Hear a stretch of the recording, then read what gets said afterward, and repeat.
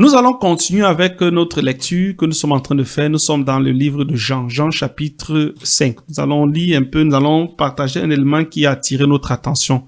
Et merci de te connecter, merci de te joindre à nous, merci aussi de lire la parole parce que c'est important, ça nous permet de grandir et ça nous donne également les armes nécessaires pour produire la foi. Parce que c'est cette parole qui produit en nous la foi. C'est la parole de Dieu qui produit la foi. La Bible dit que la foi vient de ce qu'on entend et ce qu'on entend vient de la parole de Dieu, de ce que Christ dit.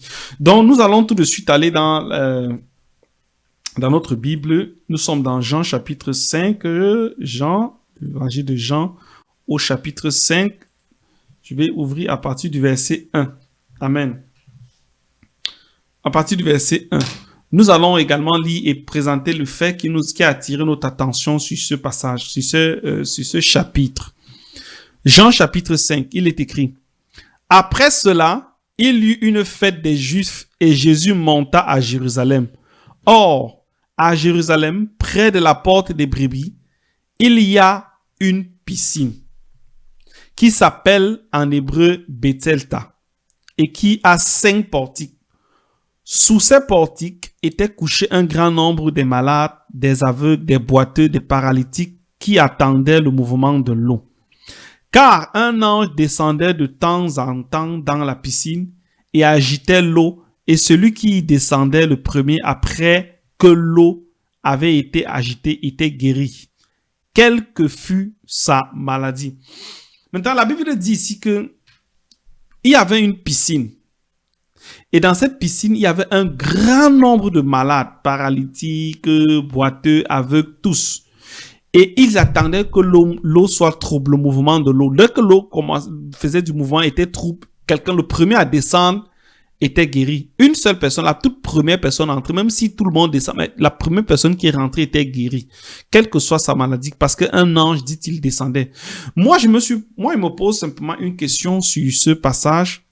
Et pour le moment, je n'ai pas encore une réponse. J'avance seulement prudemment, mais je me pose une question. Et la question que je me pose, c'est: est-ce que c'était une guérison qui venait véritablement du Seigneur? Parce que il existe des endroits dans le monde comme ça, où il y a des phénomènes surnaturels qui se produisent, où, dit-on, les hommes, dès que tu bois de cette eau, tu peux être guéri. Mais est-ce que c'est une guérison divine? Moi, je cherche. Est-ce que c'est une guérison qui vient de l'Éternel? Pourquoi je me suis posé cette question? Je me suis posé cette question parce que Jésus, qui est même l'incarnation de la guérison, qui est le symbole de la guérison, en qui nous avons la guérison, était présent sur terre. Il était là. Mais un ange descendait troublé de l'eau et Jésus était guéri. Et les malades étaient guéris. Donc, je me pose cette question. Et quand je vois la façon que ces gens restaient, je me pose encore plus de questions. Il fallait qu'une personne soit guérie. C'est comme si ce lieu maintenait les gens dans une certaine... Moi, c'est ce que je me dis. C'est maintenir ces gens dans une certaine captivité pendant très longtemps. Et ça se vérifie avec le cas de ce paralytique qui était malade pendant 38 ans. Mais il était là. Il était là, il attendait que quelqu'un le jette dans l'eau. Il était là depuis longtemps. Il ne croyait même pas peut-être à l'existence de Dieu. Il ne croyait peut-être en rien. Tout ce que lui voulait, il était focalisé sur sa maladie. C'est pourquoi quand Jésus est venu, Jésus lui demande s'il veut être guéri. Or, il ne dit pas oui. Mais il dit que... Donc, c'est-à-dire, il ne croit pas. Il dit qu'il n'a personne. Il n'a personne pour le pousser dans l'eau. Nous allons aller lire. Le malade lui répondit, verset 6, Jésus l'ayant vu coucher et sachant qu'il était malade depuis longtemps lui dit, veux-tu être guéri?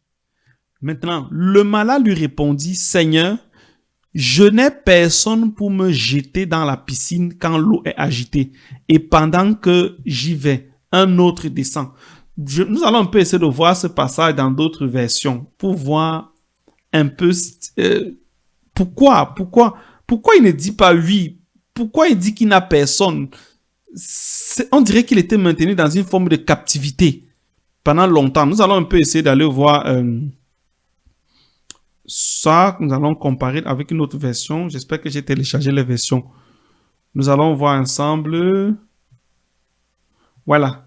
Lui, seconde version 19, 10 dit, le mâle lui répondit, Seigneur, je n'ai personne. C'est la même chose.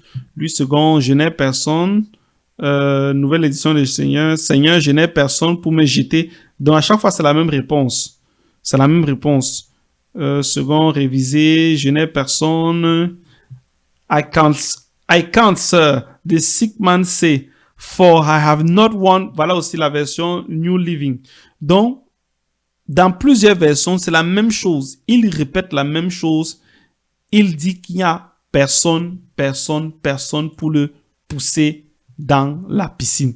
Et c'est bizarre. Veux-tu être guéri? Oui, je veux être guéri. Cependant, c'est comme ça que tu dois répondre. Oui, ça témoigne de la foi. Mais la réponse de cet homme ne nous montre pas qu'il avait la foi d'être guéri. Veux-tu être guéri? Oui, je veux être guéri. Mais cependant, il n'avait pas la foi. Veux-tu être guéri? Je n'ai personne. Ça veut dire qu'il désespérait. Pour lui, c'était... Il désespérait. Je n'ai personne. Lorsque nous allons devant le Seigneur et que nous voulons prier, nous prions avec la foi. Je vais être guéri, Seigneur, et je crois à ma guérison au nom de Jésus. Et nous voyons que Jésus a même guéri cet homme. Il ne savait même pas ce qui s'est passé. Il ne savait même pas qui l'a guéri. Et entre-temps, là-bas, il y avait toujours des malades qui étaient en train d'attendre la guérison. Alors une question, c'est nous pensons que Jésus ne pouvait pas guérir tout ce monde au même moment. Il pouvait. Supposons que tout ce monde avait la foi, était rassemblé et priait. À l'instant, tous pouvaient être guéris. Il n'avait pas besoin d'attendre. Peut-être le monsieur attendait, il ne sait pas, peut-être 1 an. Ça faisait 1 an qu'il était là. Combien? Il était maintenu dans une forme de captivité. Il attendait une guérison, mais à chaque fois, ça n'arrivait pas. Et ce qui nous a impressionné, c'est la suite. La suite, maintenant, les souverains, les principaux juifs, la Bible dit au verset 10, c'était un jour de sabbat. Les Juifs disent donc à celui qui avait été guéri, c'est le sabbat, il n'était pas permis d'emporter ton lit. Ce passage nous permet de comprendre que parfois, nous mettons l'accent sur des choses qui ne sont véritablement pas salutaires. C'est pour ça que le Seigneur nous enseigne dans le livre de Marc, je crois Marc chapitre 12, le verset 32, il dit, le plus grand commandement, c'est que nous devons aimer Dieu plus que toute chose et nous devons aussi aimer notre prochain. La preuve que nous aimons Dieu passe aussi par l'amour que nous manifestons envers notre prochain. Je me souviens un jour, j'étais avec mon épouse, il faisait froid, j'ai pris ma veste, je lui ai donné et porté. Et une sœur d'une autre assemblée l'a vu, nous a vu. Quand il nous salue, après, il va dire à mon épouse, il est interdit, tu sais qu'il est interdit de porter les vêtements d'homme. Est-ce que nous voyons? La situation, c'est qu'il fait très froid. J'enlève ma veste, je donne à mon épouse, mais quelqu'un d'autre vient lui dire que il t'est interdit de porter des vêtements d'homme. Ça veut dire que parfois nous ne comprenons même rien et nous citons des choses rien que pour citer et nous voulons nous justifier par la loi. Quelle est la raison pour laquelle tu portais cette veste? Même bien que ce que dit Snap n'ait aucun sens, mais allons dans son sens. Quelle est la raison pour laquelle tu portes cette veste? Tu as froid. Si tu restes sans ça, tu peux prendre une maladie, tu peux être victime de, c'est pas, une grippe, quelque chose. Mais quelqu'un sort que tu n'as pas le droit de mettre des vêtements d'homme. Ça veut dire quoi? Vous préférez que cette personne meure de froid plutôt que de mettre un vêtement d'homme. C'est la même chose. Voilà quelqu'un qui est malade depuis 38 ans. Vous le voyez debout. Au lieu de vous réjouir, mais ce qui vous intéresse, c'est que c'est le sabbat. Il n'est peut-être pas permis de porter le lit. Ça veut dire que on a enlevé Dieu, on a enlevé l'homme au centre des choses, on a mis la loi. Et c'est cette loi qui nous empêche de manifester la grâce de Dieu. Donc, c'est ce que je voulais partager précisément sur Jean chapitre 5.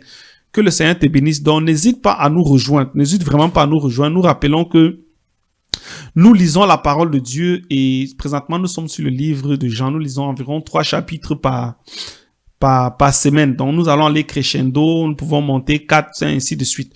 Donc, n'hésite pas à nous rejoindre également. Si tu es intéressé, tu ne peux que nous écrire en inbox et on va t'ajouter dans notre groupe. Que le Seigneur te bénisse également. Bonne journée à toi.